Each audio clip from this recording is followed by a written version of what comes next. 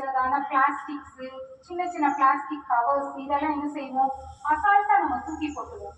அப்படி தூக்கி போடும்போது என்ன செய்யும், அது மண்ணுக்குள்ள இறங்காது, மண்ணு மேலேயே நின்று மண் வளத்தை பாதுகாக்கும்.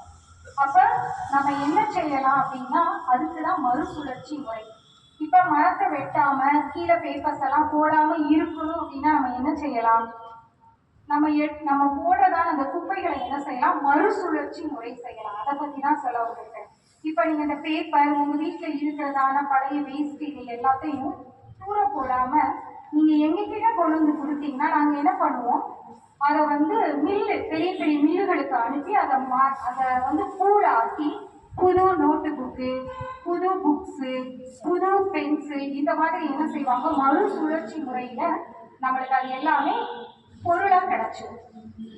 அப்போ இயற்கை பாதுகாக்கப்படும், மண்வளம் பாதுகாக்கப்படும், தொடர்ந்து நம்மளுக்கு என்ன கிடைக்கும், மழை கிடைக்கும், நம்மளுடைய நாடு வந்து ரொம்ப செழிப்பா இருக்கும். அப்ப அதுக்கு நான் என்ன செய்யணும் அப்படின்னு சின்ன பிள்ளைங்க நீங்க எல்லாம் கேட்கலாம். நீங்க என்ன செய்யலாம், உங்க வீட்டுல இந்த மாதிரி வந்து ஒரு பேம்ப்ளெட் கொடுப்போம், வீட்டில் போய் நீங்க அம்மா கிட்ட கொடுக்கலாம், நீங்களும் படிச்சு பார்க்கலாம், டீச்சர்ஸ்கிட்ட கொடுப்போம், கிளாஸ்ல அவங்க டிஸ்ட்ரிபியூட் பண்ணுவாங்க. நீங்க கொஞ்சம் நாளைக்கு போய் உங்க வீட்டுல காமிச்சு உங்க வீட்டுல இருக்கிற எல்லா ஓல்ட் புக்ஸ், அம்மா அப்பா படித்த ஸ்டோரி புக்ஸா இருக்கட்டும், அதே போல சின்ன சின்ன பிளாஸ்டிக் திங்ஸா இருக்கட்டும், எதுவா இருந்தாலும் நீங்க ஸ்கூலுக்கு கொண்டு வரலாம்.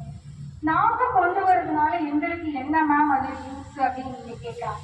நீங்க கொண்டு வந்து அதெல்லாம் கொடுக்கும்போது அதுக்கு பதிலா நாங்க உங்களுக்கு நோட்டு புத்தகங்கள், அழகான colour pencils, sketches, water colours, இந்த மாதிரி நீங்க விரும்புகிற உங்களுக்கு உபயோகமான ஸ்டேஷனரி பொருளா நாங்க என்ன செய்வோம், அதை ரிட்டர்ன் பண்ணுவோம். இப்ப நான் சொன்னது எல்லாருக்கும் புரிஞ்சுதா? யாருக்கெல்லாம் இது வந்து ஒரு ப்ரோக்ராமா நாங்க வந்து ஆர்கனைஸ் பண்ணுவோம் நாளைக்கு, யாருக்கெல்லாம் இதுல வந்து நான் பார்ட்டிசிபேட் பண்ணணும்னு ஆசை இருக்குன்றவங்க எல்லாம் கை தூக்குங்க. புரிஞ்சதா? கண்டிப்பா உங்க வீடுகள்ல இருக்கிற ஒரு நோட்டு புத்தகத்தை, நீங்க பழைய நோட்டு புத்தகத்தை கொண்டு வந்தால் கூட உங்களுக்கு அதற்கான ஒரு ஸ்டேஷனரி பொருள் கிடைக்கும்.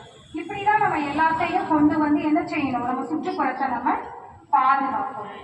Okay, thank you.